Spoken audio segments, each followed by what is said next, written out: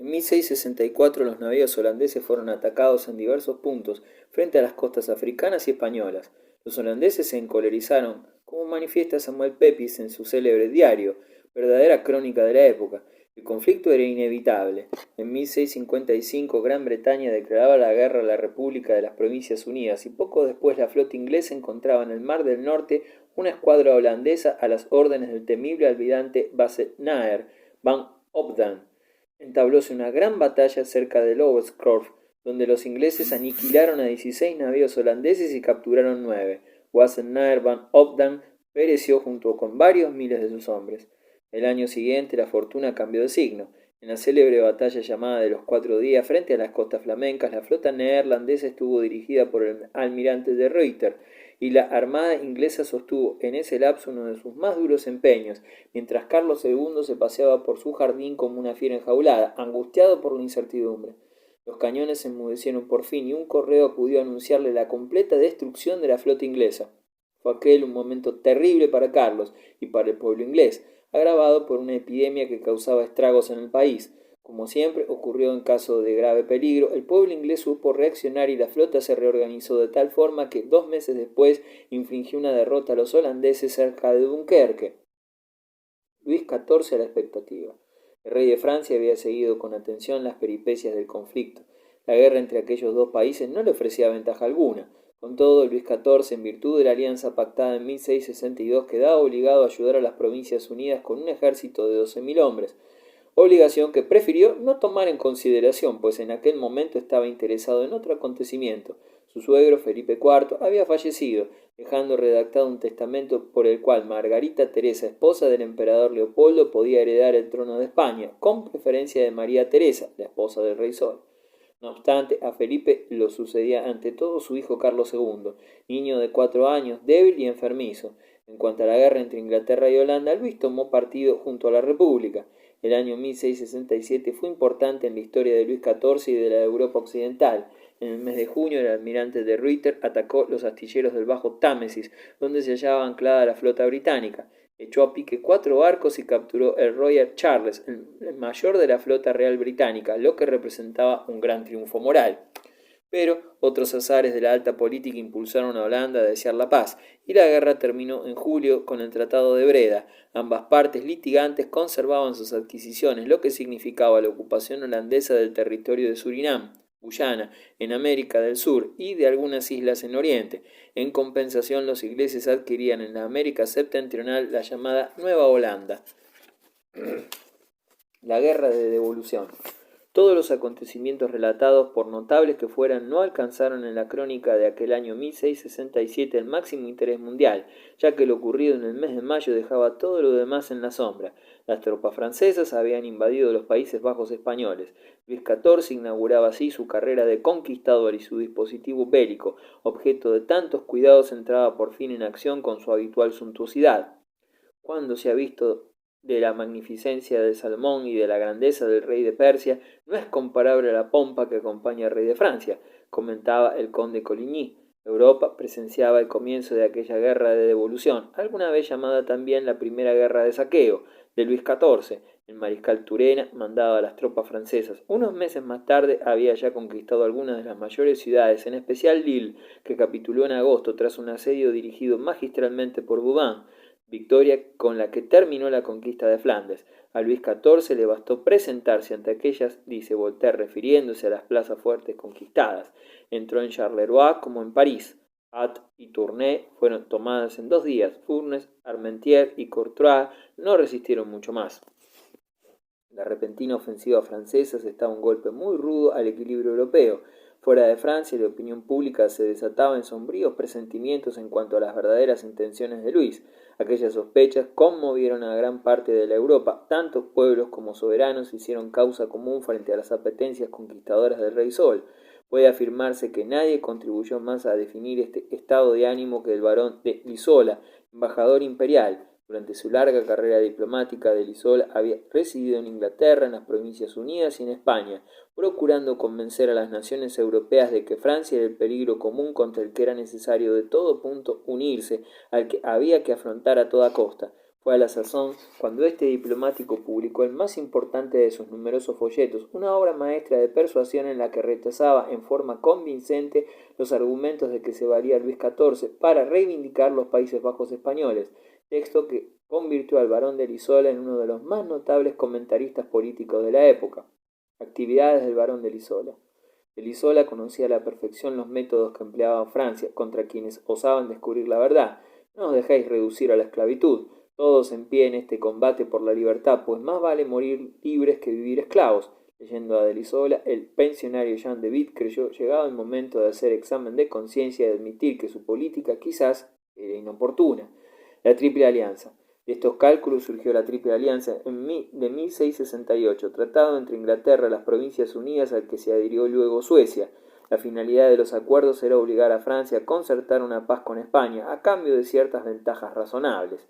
La alianza respondía a los principios que de Elizola siempre había defendido, sin que por ello suscribiera por completo a la política del barón, cuyo ideal era colocar a su emperador al frente de una gran coalición antifrancesa y convertir a su soberano en el escudo de la paz europea.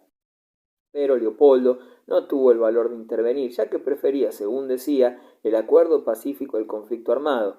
Antes de cumplirse un aniversario de la Triple Alianza, firmó con el rey de Francia un acuerdo sobre el reparto de la herencia del Imperio Español, que garantizaba a Luis la benevolente neutralidad del emperador en los asuntos peninsulares. Sin embargo, la Triple Alianza tuvo el resultado de obligar a Luis XIV a frenar la marcha de sus proyectos. Cierto es que Condé invadió el Franco Condado en febrero de 1668 y solo empleó 14 días en someter la provincia, pero hecho esto, Luis juzgó preferible suspender las operaciones militares. Aceptó la paz con España en Aquisgrán en mayo de 1668, por cuyo acuerdo Francia recibía gran parte de Flandes, con Furnes, Ypres, Lille, Ordenard, Ad, Vinci y Charleroi, a cambio de devolver el Franco Condado. Aunque aquella paz constituía una victoria para Luis XIV, no era ni con mucho el triunfo con que soñaba el Rey Sol. En consecuencia, al llegar el verano de 1668, Luis XIV dedicó su atención a la pequeña República de las Provincias Unidas, núcleo en torno al cual cristalizara la Triple Alianza y muy superior a Francia desde el punto de vista económico. En aquella época, la flota mercante holandesa era la más importante del mundo, mucho mayor que la francesa. En opinión de los Habsburgos, seguimos siendo un pueblo de rebeldes y de herejes, decía de Witt en 1668, frase que nos demuestra hasta qué punto se hallaba aún aferrado al gran estadista el concepto tradicional de la posición neerlandesa en la política europea. Según él, a su república no le sería viable firmar ningún tratado con los Habsburgo de Austria o España, puesto que los holandeses se habían rebelado contra dicha dinastía para alcanzar su libertad nacional. Ahora bien, en aquella coyuntura Francia había ayudado a las 7 provincias en su lucha contra los Habsburgo y según esta directriz orientaba la política del pensionario, quien afirmaba que la historia había dictado a Francia como a la República Holandesa la confrontación política con la Casa de Habsburgo, oposición común que mantenía su vigencia. Manejos diplomáticos. El Tratado de Dover. En mayo de 1670, Minette, la duquesa de Orleans y cuñada de Luis XIV, se hallaba en camino hacia Inglaterra. Enriqueta disfrutaba de excelente humor al embarcarse en el navío en que atravesaría el Canal de la Mancha. Se sentía un personaje político muy importante. Su visita no obedecía solo a motivos de índole privado, debía también debatir con su hermano Carlos II de Inglaterra importantísimos asuntos de Estado. En 1668, Luis XIV había enviado a Inglaterra a Colbert de Croissy, futuro secretario de Estado en Asuntos Exteriores. Croissy llevaba instrucciones precisas y concretas, no ahorrar esfuerzo alguno para que Inglaterra se aliara con Francia. A tal efecto debía hacer comprender a Carlos II que Luis deseaba la desintegración de la Triple Alianza. Por otra parte, la corte de Francia sabía perfectamente que en Inglaterra Arlington estaba dispuesto a luchar con toda energía contra esta política. A la caída del ministerio Clarendon en 1667, Arlington, convertido en uno de los principales personajes del gobierno, había desempeñado el principal papel en la firma de la Triple Alianza por parte de Inglaterra. En consecuencia, Colbert de Croissy recibió la orden de arremeter contra Arlington y de no reparar en sacrificios para derribarlo. El inteligente Croissy se dedicó con ahínco a abrir paso a la alianza franco-inglesa. Su intención era también convencer al rey de Inglaterra de que se convirtiera al catolicismo, a fin de unirlo más estrechamente al bando católico europeo. Además, procurarían llegar a un acuerdo para llevar a cabo una ofensiva común contra la República Holandesa. La reacción fue favorable y así tuvo sobrados motivos de alegría al comprobar que el rey Carlos demostraba manifiesto interés por tales propuestas, declarando que si su conversión al catolicismo podía mejorar sus relaciones con Francia, tampoco se opondría a volver al seno de la Iglesia romana. Minette pudo mostrar así su entusiasmo, no solo ante la idea de lograr un tratado favorable para Francia, sino también ante la perspectiva de la conversión de su hermano. La armonía y buena inteligencia entre Luis XIV y su cuñada ya procedía de unos 9 años atrás, de cuando el monarca francés anduvo enamorado de Minette, la esposa de Felipe de Orleans. A esta deliciosa princesa tan coqueta se refería Molière cuando en 1662 le dedicó la Escuela de las Mujeres. Luis XIV no había necesitado mucho tiempo para embriagarse ante perfume tan excitante. Al verla más de cerca, escribe la citada Madame de Lafayette, el rey comprendió lo injusto que había sido al no haber descubierto en ella la persona más hermosa del mundo. De este modo se aficionó mucho a ella y le testimonió una extrema complacencia. Frecuentaron juntos las fiestas, diversiones, cacerías y otros entretenimientos de la corte en que todo era propicio a las aventuras galantes. Con frecuencia Luis XIV acompañaba a Madame cuando éste iba a bañarse en el Sena. Otras veces paseaban juntos por bosques y jardines hasta las 2 o las 3 de la madrugada. Ambos hermanos pasaron juntos una semana muy agradable durante la cual Carlos II firmó el célebre Tratado de Dover, llamado también Tratado de Madame.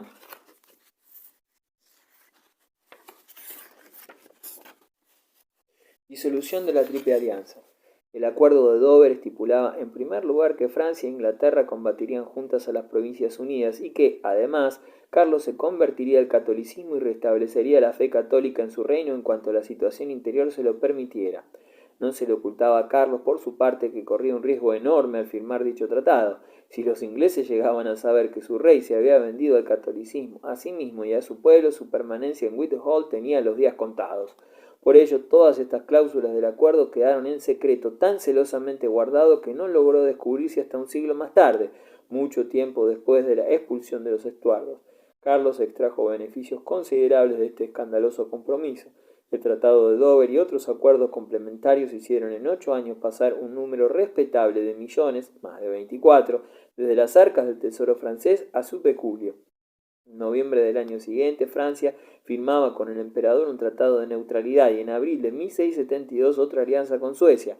La Triple Alianza quedaba así disuelta y la República Neerlandesa volvía a encontrarse políticamente aislada. Todavía se produjeron más acontecimientos, incluso antes de terminar sus negociaciones diplomáticas. Luis XIV había adoptado otras medidas con el mismo objetivo militar. En agosto de 1670 ocupaba la Lorena, alegando que su duque soberano lo había ofendido al anunciarle su intención de adherir a la Triple Alianza.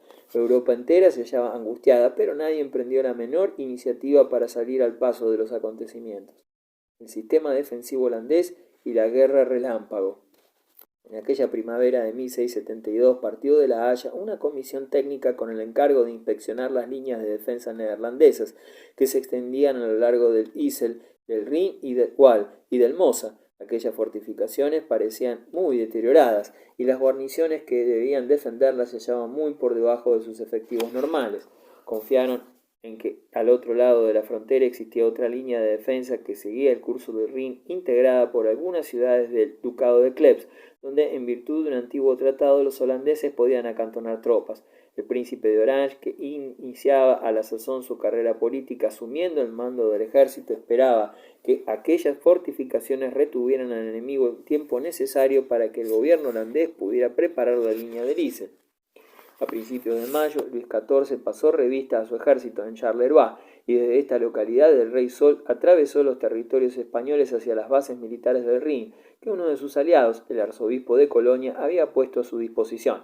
Inmediatamente los franceses desencadenaron una ofensiva contra la primera línea de la defensa de las Provincias Unidas, es decir, las ciudades fortificadas del Ducado de Klebs, que sucumbieron una tras otra. El ejército francés solo tardó 10 días en apoderarse de aquellas plazas fuertes destinadas a detener el asalto, mientras se reforzaban las líneas más importantes situadas detrás de las primeras, y 3 días más tarde, el 13 de junio, los franceses penetraron ya en territorio de la República a lo largo de la línea Arnhem-Nimega.